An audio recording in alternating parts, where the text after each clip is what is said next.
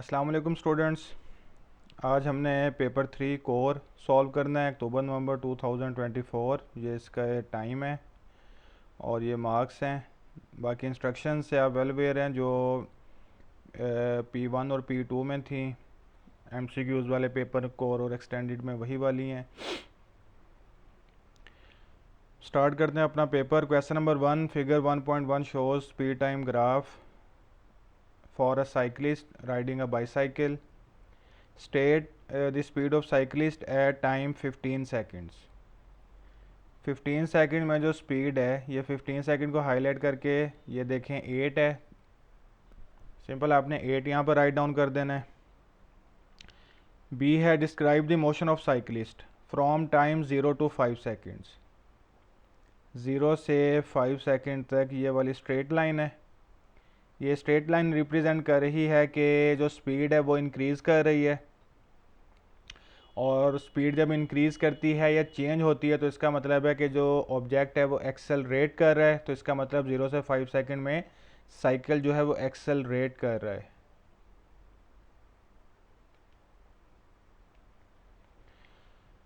इसका second part है from time 10 to 20 seconds.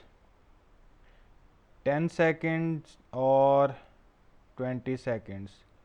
10 से 20 सेकंड में एक स्ट्रेट लाइन है। Straight line parallel to time axis जो है ये दो बातों का हमें बताती है। फर्स्ट वन इज़ स्पीड जो है वो कांस्टेंट है, और सेकंड वन जो इसकी स्लोप है यानी कि एक्सेलरेशन जो होगा, स्पीड टाइम ग्राफ की स्लोप एक्सेलरेशन है वो ज़ीरो होगी। तो इसका मतलब है 10 से 20 सेकंड तक जो स्पीड है वो कांस्टेंट है या इसमें कोई एक्सेलरेशन नहीं है, नो एक्सेलरेशन। ठीक है। थर्ड है 20 to 30 सेकेंड्स। 20 से 30 सेकेंड में अब ये देखें कि स्पीड जो है वो डिक्रीज़ हो रही है। स्पीड डिक्रीज़ हो रही है, इसका मतलब है कि बॉडी जो है, साइकिल जो है वो डिसेलरेट कर रही है। ये अपने टॉपिक्स में भी बात मैंने बताई थी। जब भी स्पीड जो है वो डिक्रीज़ होती है तो बॉडी डिसेलरेट करती है। स्पीड जब इंक्रीज़ होती है तो बॉडी एक्सेलरेट करती है। एक्सेलरेशन का ये ग्राफ डिसेलरेशन, और ये ज़ीरो एक्सेलरेशन यानी नो एक्सेलरेशन का। ये जस्ट मैंने रिवीजन के पॉइंट ऑफ व्यू से पॉइंट्स लिखे हैं, इनको आप देख लीजिएगा। और थर्ड जो है 20 से 30 सेकेंड वो है जिसमें साइकिलिस्ट बाईसाइकिल जो है वो डिसेलरेट कर रहे हैं।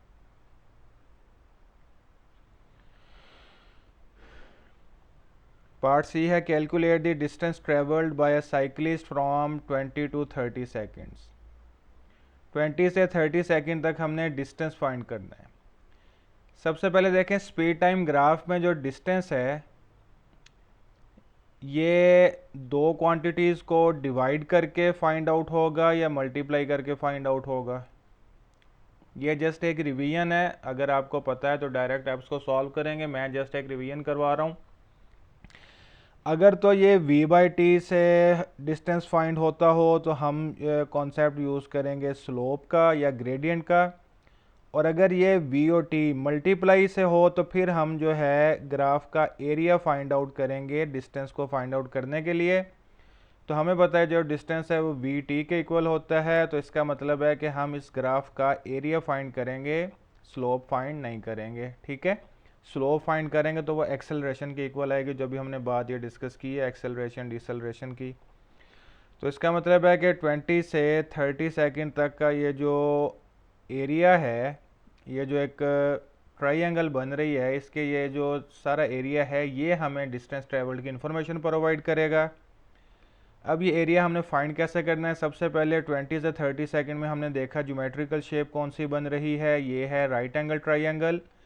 तो अब जो ट्राइंगल का एरिया है वो हमने उसका फॉर्मूला यहाँ पर यूज़ करना है, और वो हमें डिस्टेंस ट्रेवल्ड की इंफॉर्मेशन प्रोवाइड करेगा। तो distance is equal to area below या अंडर स्पीड टाइम ग्राफ। अभी हमने देखा कि ट्राइंगल बन रही है तो ट्राइंगल का एरिया का formula 1/2 width multiply by height या बेस मल्टीप्लाई बाय हाइट। ये विड्थ या बेस है 20 से 30, ये इंटरवल है 10 का, और जो स्पीड है वो है 8, तो मल्टीप्लाई बाय 10 मल्टीप्लाई बाय 8 4, तो ये आ जाएगा 40 मीटर। तो 20 से 30 सेकंड में उसने 40 मीटर का डिस्टेंस कवर किया है। Question number 2, a person pushes a pushchair, a young child rides in the pushchair, figure shows horizontal forces acting on the front wheel of the pushchair, calculate the resultant of horizontal forces। 30 Newton force जो है वो forward direction में act कर रही है, forward direction इस sense में कि पुश चेयर भी जिस डायरेक्शन में मूव कर रही है, और 10 न्यूटन जो है वो बैकवर्ड डायरेक्शन में मूव कर रही है। जब भी दो वेक्टर क्वांटिटीज़ ऑपोजिट डायरेक्शन में हों उनको स्केलर की तरह सिंपल हम माइनस कर देते हैं, सब्ट्रैक्ट करते हैं, तो रिजल्टेंट फोर्स होगी 20 न्यूटन। तो स्टूडेंट्स, रिजल्टेंट की डायरेक्शन जो है हमेशा उस फोर्स की डायरेक्शन में होगी जिसका मैग्नीट्यूड जो है वो लार्जर होगा। तो आप लिख सकते हैं in the direction of 30 Newton, या सिंपल आप फॉरवर्ड डायरेक्शन भी लिख सकते हैं। फॉरवर्ड का मतलब है जिस तरफ ये पुश चेयर मूव कर रही है उसी तरफ ही रिजल्टेंट फोर्स की डायरेक्शन होगी। Part B, an other person pushes a shopping trolley with the force, shopping trolley moves at a constant speed, calculate work done by this force through a distance of 50 metre. Work done हमने find करना है। Work done का formula बताएं क्या होता है जल्दी से। W equals force multiply by distance. ये 3 मार्क्स का क्वेश्चन है, तो आप इसमें फार्मूला भी लिखेंगे, राइट डाउन करेंगे, फिर इसकी वैल्यूज़ को प्लेस करेंगे, फिर आंसर आपने लिखना है। तो फोर्स है 40 न्यूटन मल्टीप्लाई बाय डिस्टेंस है 50 मीटर, तो इसको जब सॉल्व करेंगे तो आंसर आ जाएगा 2000 जूल्स।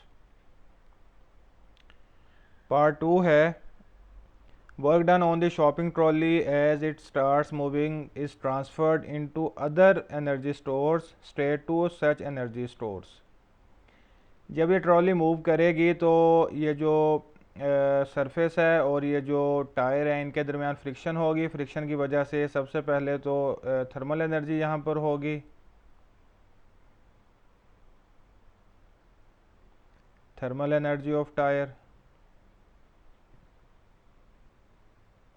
और दूसरा मोशन की वजह से होगी काइनेटिक एनर्जी। ये दो एनर्जीज यहाँ पर होंगे डिस्कस। पार्ट सी है, in a weight of push chair and child is this, total area of contact is this, calculate the pressure on the ground. Ground या सॉलिड पर जो प्रेशर है उसका फार्मूला होता है फोर्स पर यूनिट एरिया, और force है 240 Newton divided by area है 380 सेंटीमीटर स्क्वायर। तो जब इसको सॉल्व करेंगे तो 6.31 आंसर आएगा। अब यहाँ पर ना स्टूडेंट्स की एक कन्फ्यूजन रहती है कि फोर्स जो है वो अपने एसआई यूनिट में गिवन है, लेकिन जो एरिया है वो नॉन एसआई यूनिट में गिवन है। तो सर हमें कैसे पता चलेगा इस एरिया को एसआई यूनिट में कन्वर्ट करना है या नहीं करना। तो इस तरह के केस में सबसे पहले आपने ये देखना है कि जो आंसर है वो किन यूनिट्स में गिवन है। न्यूटन पर सेंटीमीटर स्क्वायर, इसका मतलब है कि आपने ये यूनिट्स एज इट इज़ ही यूज़ करने, किसी यूनिट में आपने कोई चेंज नहीं करनी। तो इस तरह आप फिगर आउट कर सकते हैं कि आपने कौन सा यूनिट जो है वो यूज़ करना है।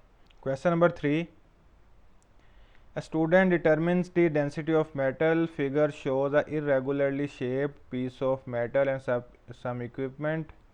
Describe how the student can find the volume of the piece of metal. In your answer, you may refer to some or all of the equipment. या सारे इक्विपमेंट हमने यूज़ कर सकते हैं या हम कोई एक इक्विपमेंट यूज़ करेंगे। असल में हमने करना क्या है, ये जो irregular shaped piece of metal है ना, इसका वॉल्यूम हमने फाइंड करना है। तो जब भी इरेगुलर शेप्ड ऑब्जेक्ट आ जाए तो उसका वॉल्यूम हमेशा हम डिस्प्लेसमेंट मेथड से फाइंड आउट करते हैं। ये अपने टॉपिक में हम बात डिस्कस कर चुके हैं। और जो रेगुलर शेप्ड होते हैं उनके डायमेंशन को फाइंड करके किसी ना किसी इंस्ट्रूमेंट से फाइंड आउट करते हैं वॉल्यूम। तो इसमें सबसे पहले क्या करेंगे, ये मेजरिंग सिलेंडर है, इसको एक सर्टेन लेवल तक हम वाटर से फिल करेंगे, और जहाँ तक वाटर को फिल किया है इसका वॉल्यूम नोट करेंगे। इसके बाद जब ये इरेगुलर शेप्ड ऑब्जेक्ट को हम इसमें प्लेस करेंगे तो वॉल्यूम जो है वाटर का वो इंक्रीज़ हो जाएगा टू अ सर्टेन लेवल। आपने फिर इसको नोट करना है, ये मैं रेड से लिख रहा हूँ ताकि ज़रा डिफरेंस हो जाए। उसके बाद अब हमने क्या करना है कि जो इन दोनों का डिफरेंस होगा ना वॉल्यूम का, ये डिफरेंस हमने फाइंड करना है। ये डिफरेंस ही बेसिकली इस मेटल का वॉल्यूम होगा। तो ये हम राइट डाउन करते हैं अब। तो ये स्टूडेंट्स इसका आंसर होगा। ये वही बातें हैं जो हमने डिस्कस की थी, इनको आपने अपने वर्ड्स में एक्सप्लेन कर देना है। नेक्स्ट पार्ट है mass of another piece of metal is this and volume is this, calculate the density. तो density is equal to mass over volume, formula place करेंगे। उसके बाद वैल्यूज़ को हमने प्लेस करना है। मास 350 और वॉल्यूम जो है वो 18 सेंटीमीटर क्यूब। और इसके बाद हमने आंसर को राइट डाउन करना है जो होगा 19 ग्राम पर सेंटीमीटर क्यूब। अब देखें मास का यूनिट है ग्राम और वॉल्यूम है सेंटीमीटर क्यूब, लेकिन जो मास का ऐसा यूनिट होता है वो केजी है और वॉल्यूम का मीटर क्यूब है। फिर वही बात कि हमने सबसे पहले ये देखना है कि जो आंसर है वो हमें क्या गिवन है, कौन से यूनिट्स गिवन है, उसके अकॉर्डिंग हमने इसको सॉल्व करना है। ठीक है।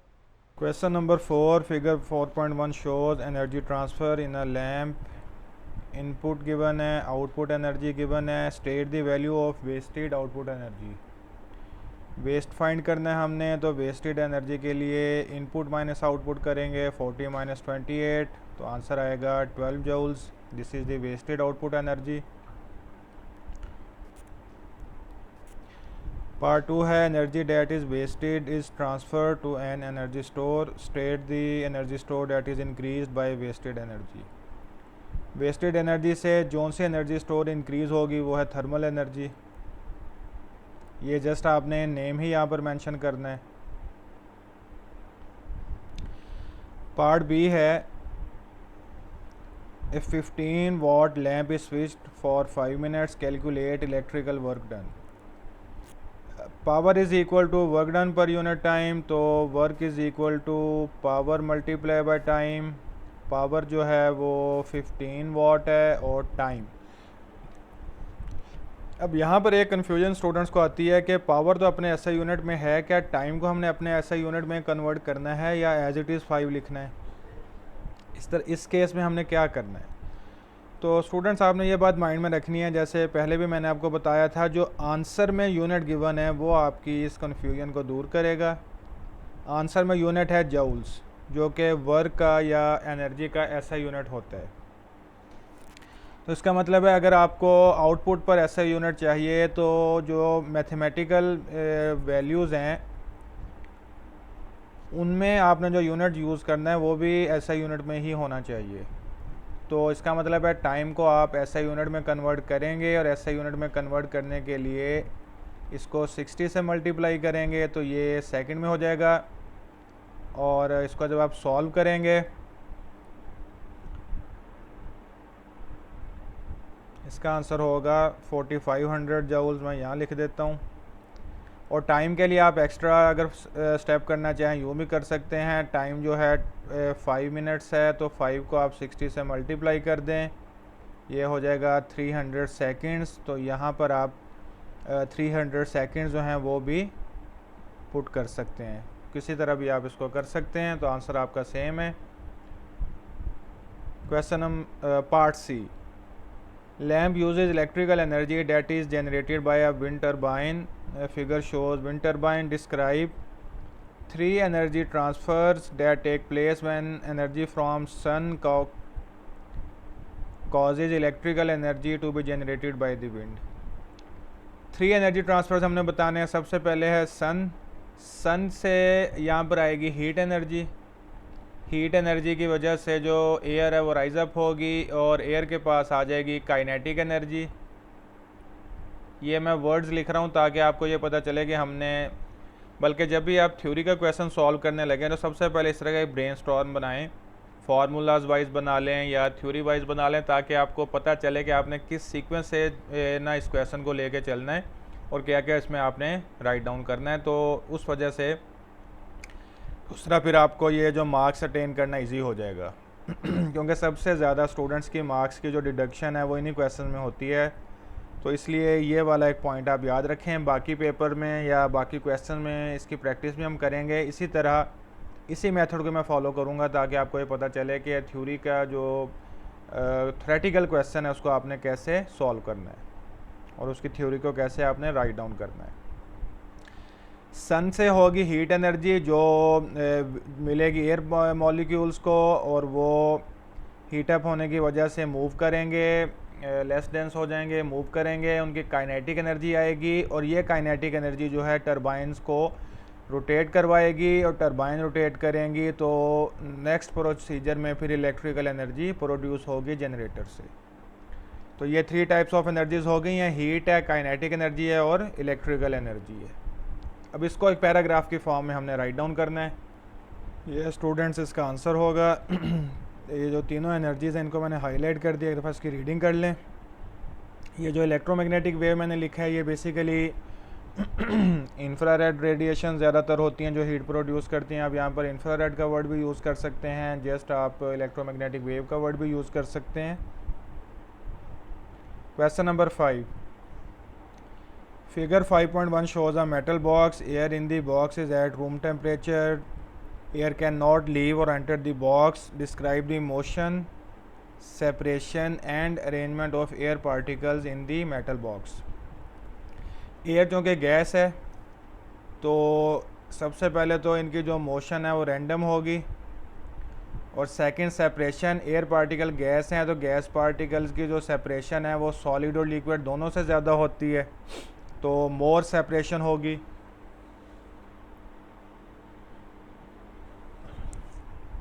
और इनकी जो अरेंजमेंट है वो भी रैंडम होती है। ये बेसिकली 3 प्रोसेस हैं जिनको अब आपने राइट डाउन करना है। ये स्टूडेंट्स इसका एक रिस्पांस है, इसको आप रीड आउट कर लें। नेक्स्ट है student puts the box in a freezer, temperature decreases, describe the change in motion of the air particles when temperature decreases. देखें जब टेम्परेचर डिक्रीज़ होगा तो इसका मतलब है कि सबसे पहले काइनेटिक एनर्जी जो है वो डिक्रीज़ करेगी। काइनेटिक एनर्जी डिक्रीज़ करेगी तो जो स्पीड है वो भी डिक्रीज़ करेगी। तो मोशन बेसिकली काइनेटिक एनर्जी के साथ है, तो टेम्परेचर के डिक्रीज़ की वजह से स्पीड जो है वो डिक्रीज़ करेगी। Question number 6, Figure 6.1 shows some students near some rocky cliffs looking at a boat at a sea. ये स्टूडेंट्स हैं जो सी पर एक बोट को देख रहे हैं। Students watch a firework display on the boat. ये फायरवर्क एक डिस्प्ले हुआ है, इसकी आवाज़ को सुनते हैं। पार्ट ए पे हम मूव करते हैं कि student hear a loud sound from the firework and then they hear a quieter similar sound. State what causes the second quieter similar sound.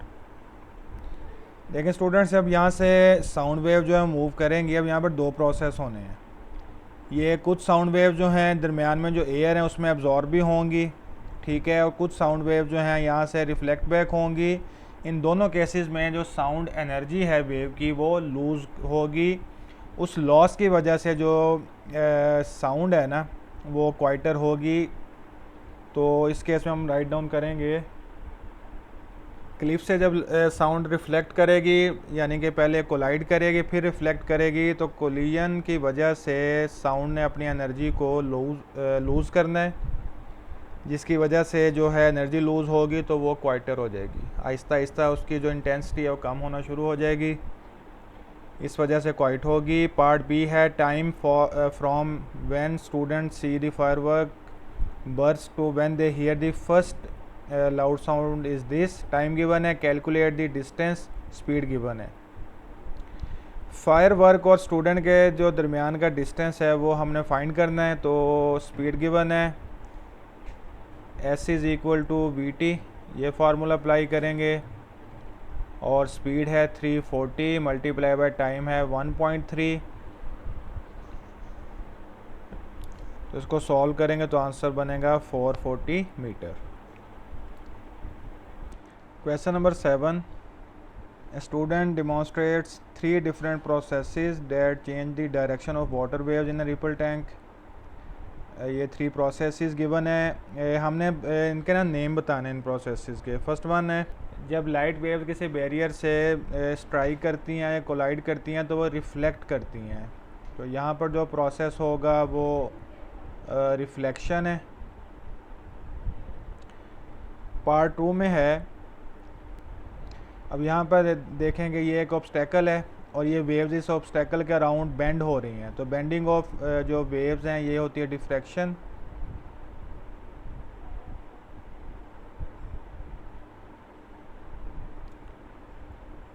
Part 3 में वेव की ट्रेवल की ये डायरेक्शन है डीप और शैलो वाटर। इसका मतलब है कि यहाँ पर जो वेव है वो अपना मीडियम चेंज कर रही है। वेव जब भी अपना मीडियम चेंज करती है वो कहलाता है रिफ्रैक्शन। ठीक है। पार्ट 4 है give a reason why wave change direction as they move from deep water to shallow water. Deep से शैलो वाटर में जब वेव मूव करती है तो अपनी डायरेक्शन को चेंज क्यों करती है, उसकी रीज़न क्या है कि जब भी वेव अपना मीडियम चेंज करती है उसकी स्पीड जो है वो चेंज हो जाती है। स्पीड के चेंज होने की वजह से डायरेक्शन जो है वो चेंज होती है। पार्ट बी है describe the direction of vibration of particles in a transverse wave. Transverse wave यूँ होती हैं जिनमें पार्टिकल्स की वाइब्रेटरी मोशन, ये मैं एरो से शो कर रहा हूँ, और वेव की मोशन ये स्ट्रेट लाइन से शो कर रहा हूँ। ये वेव की मोशन और ये पार्टिकल्स की मोशन जो है एक दूसरे के परपेंडिकुलर होती हैं। ट्रांसवर्स में पार्टिकल्स की और वेव की मोशन परपेंडिकुलर होती है, जबकि लॉन्गिट्यूडिनल में वेव की मोशन और पार्टिकल की मोशन पैरेलल होती है। ये पॉइंट आपने याद रखना है। पार्ट सी में figure 7.4 list examples of waves. 2 of examples are transverse waves. जितनी भी इलेक्ट्रोमैग्नेटिक वेव्स होती हैं ना वो सब की सब जो है ट्रांसवर्स होती हैं। तो हमने ये टिक करना है, put a tick in the box, ये हमने टिक कर दिया। पार्ट डी है velocity of a wave is 1500 metre per second, frequency is given, calculate the wavelength. V is equal to f lambda, तो lambda is equal to v by f. V है 1500 divided by 250, ये cancel, तो wavelength होगी 6 metre.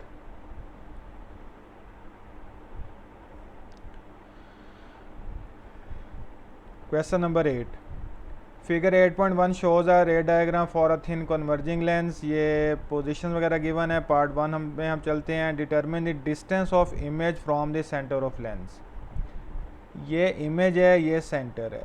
Centre से यहाँ तक का जो डिस्टेंस हमने फाइंड करना है, तो ये डिस्टेंस गिवन है। सेंटर से यहाँ तक 2 डिस्टेंसेस आ रहे हैं 8 और 3, तो दोनों को आप ऐड करेंगे तो ये हो जाएगा 11 सेंटीमीटर। ठीक है।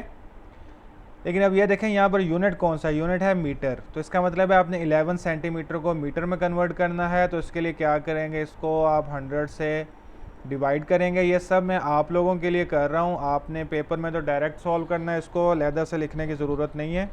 अगर आप अपनी इन्फॉर्मेशन के लिए लिखना चाहें तो लिख सकते हैं, लेकिन यहाँ पर जस्ट हमने इसका आंसर लिख देना है 0.11 मीटर। पार्ट 2 है determine the focal length of the lens. Focal length होती है सेंटर से प्रिंसिपल फोकस तक का जो डिस्टेंस है, इसे फोकल लेंथ कहते हैं, और ये है 8 सेंटीमीटर। अगेन ये 8 सेंटीमीटर है, लेकिन आंसर हमें मीटर में चाहिए। तो 8 को आप 100 से डिवाइड करेंगे तो ये हो जाएगा 0.08 मीटर। यूनिट्स का आपने बहुत ख्याल रखना है जब भी क्वेश्चन को सॉल्व करना है। State 2 characteristics of the image formed by the lens. Convex lens है तो सबसे पहले जो इमेज होगा ये रियल होगा, और उसके अलावा इन्वर्टेड होगा। मैं एक से ज़्यादा लिख देता हूँ। ठीक है, इन्वर्ट है यानी ऑब्जेक्ट जो है वो अपवर्ड है, जो इमेज है वो डाउनवर्ड बन रहा है। और तीसरी चीज़ देखें, साइज़। स्मॉलर इन साइज़ है, आप स्मॉलर इन साइज़ लिख लें या डिमिनिश लिख लें। ये 3 पॉइंट्स हम यहाँ से ऑब्ज़र्व कर रहे थे, मैंने तीनों पॉइंट्स यहाँ पर लिख दिए हैं। आपने कोई 2 कैरेक्टरिस्टिक्स जो हैं वो राइट डाउन करनी है, कोई भी आप कर सकते हैं। पार्ट बी है figure 8.2 shows label for part of electromagnetic spectrum in order of decreasing wavelength. Decreasing wavelength के केस में अल्ट्रावायलेट के बाद आएंगी एक्स रेज और एक्स रेज के बाद आएंगी गामा रेज। इलेक्ट्रोमैग्नेटिक स्पेक्ट्रम में जो सबसे स्मॉलेस्ट वेवलेंथ होती है वो गामा रेज की होती है। नेक्स्ट है complete figure 8.2 by writing the name of one type of radiation in each box.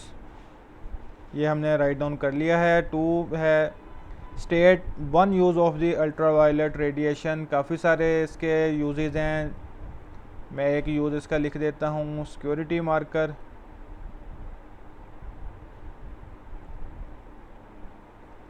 उसके बाद state one danger to people from excessive exposure to ultraviolet radiations. 1 हमने लिखना है, ये स्किन को डैमेज कर सकती हैं।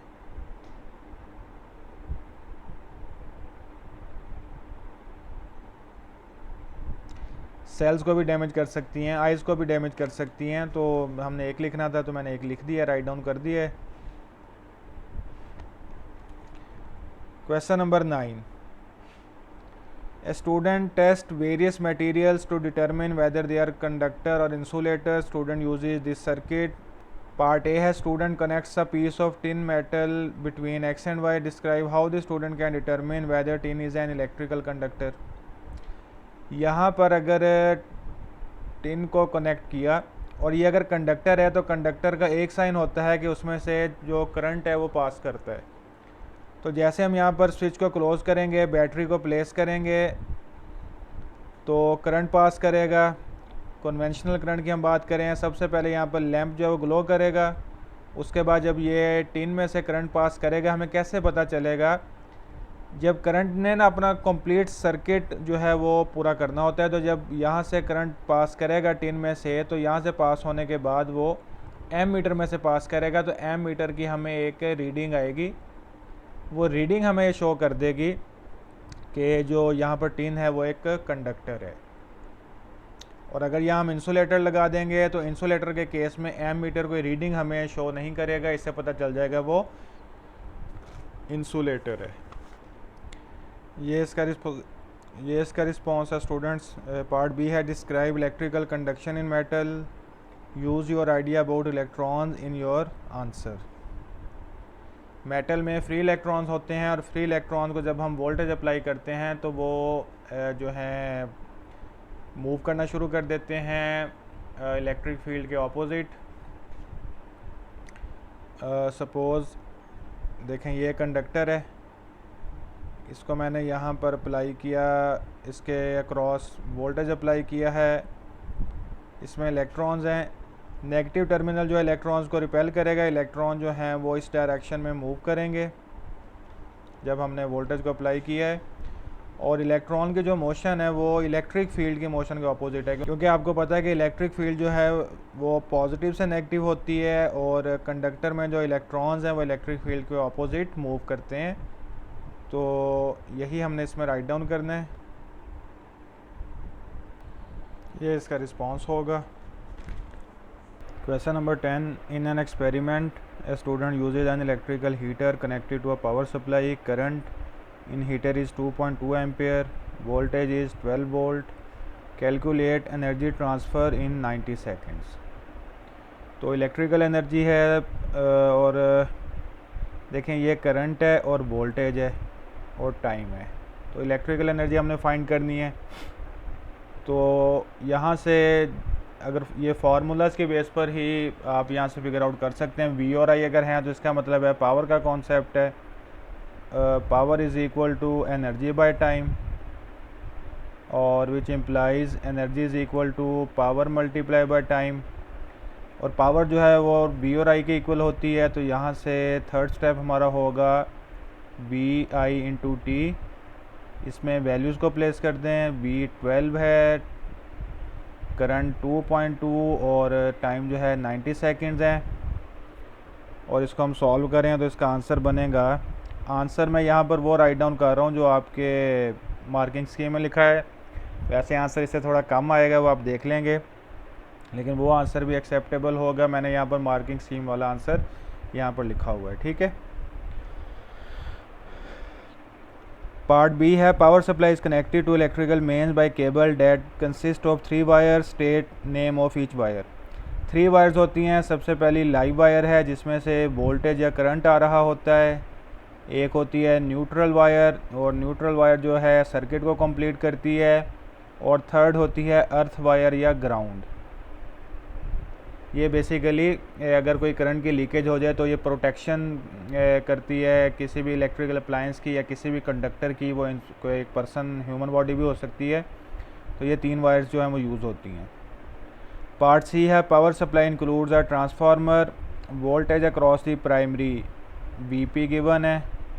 इस तरह अगर आप लोग इसको हाईलाइट कर लेंगे ना, जैसे मैं यहाँ पे कर रहा हूँ, तो उसका ये आपको फ़ायदा होगा कि आपको फार्मूला को फिगर आउट करना इजी हो जाएगा। इसमें फार्मूला अप्लाई कौन सा होना है ये तो डायरेक्ट हमें पता चल रहा है। मैं वैसे भी ये बताता होता हूँ अपने स्टूडेंट्स को ओ लेवल्स में भी और IGCSE में भी, कि आप जब भी एक स्टेटमेंट पढ़ें तो जो वैल्यूज़ गिवन है ना, गिवन डेटा, उसको हाईलाइट कर लें इस तरह जैसे मैं कर रहा हूँ।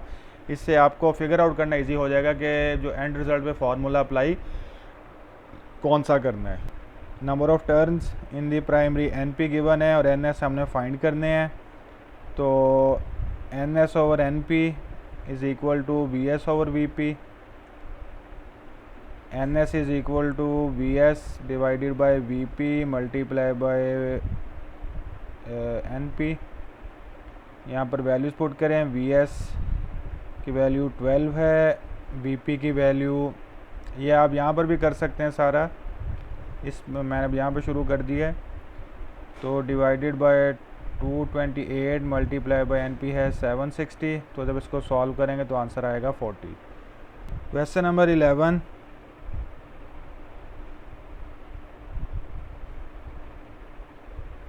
figure represents planets in the solar system. There are 4 levels without the name of planet 1 2 3 4। इनके नेम्स हमने राइट डाउन करने हैं और सीक्वेंस वाइज करने हैं, ठीक है।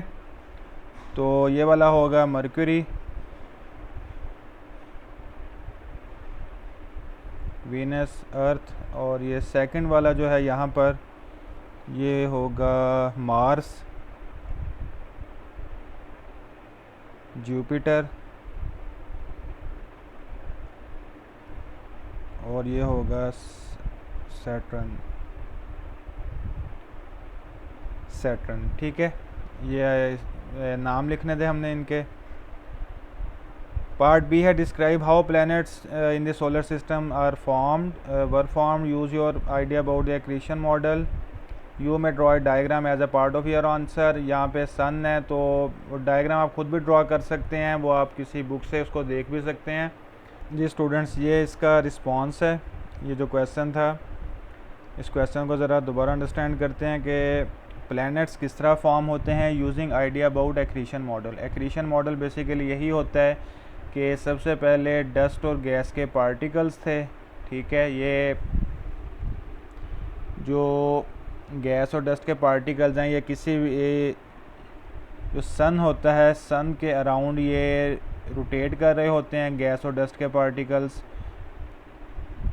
ये पार्टिकल्स रोटेशन के दौरान आपस में भी कोलाइड करते हैं, और कोलाइड होने के बाद ये स्टिक होते हैं। स्टिक होकर ये कोलिजन, जब ये डस्ट और गैस के पार्टिकल जो हैं सन और सन के अराउंड जो हैं वो रोटेट कर रहे होते हैं, रोटेशन के दौरान कोलिजन होती है, और जो कोलिजन है उससे फिर ये जो है ना आपस में स्टिक हो जाते हैं डस्ट और गैस के पार्टिकल्स, और स्टिक होने के बाद ये नए प्लैनेट्स की फॉर्म में आना शुरू हो जाते हैं, और इस तरह ये जो है प्लैनेट्स फॉर्म होते हैं, और यही एक्रीशन मॉडल होता है। और जो भी प्लैनेट सन से जितना अवे होगा वो साइज़ में उतना लार्ज होगा, और जो सन के जितना करीब होगा वो उतना ही स्मॉल होगा, क्योंकि सन की हीट बहुत ज़्यादा है। आयोनाइजेशन, इवेपोरेशन की वजह से जो है ना करीब वाले प्लैनेट स्मॉलर होंगे, और अवे जो हैं वो लार्जर होंगे। यही इसका एक्रीशन मॉडल होता है। और ये मैंने एक ओवरऑल डिटेल्ड एनालिसिस इसका लिख दिया है, क्योंकि 4 मार्क्स का क्वेश्चन है तो काफ़ी सारे पॉइंट्स हमने यहाँ पर डिस्कस किए हैं, इनको आप देख लें। फर्दर आपका कोई क्वेश्चन होगा तो आप मेरे साथ डिस्कस कर लें। ये डायग्राम नहीं है, ये जस्ट आपको मैंने सिर्फ समझाया है कि एक्रीशन मॉडल क्या होता है।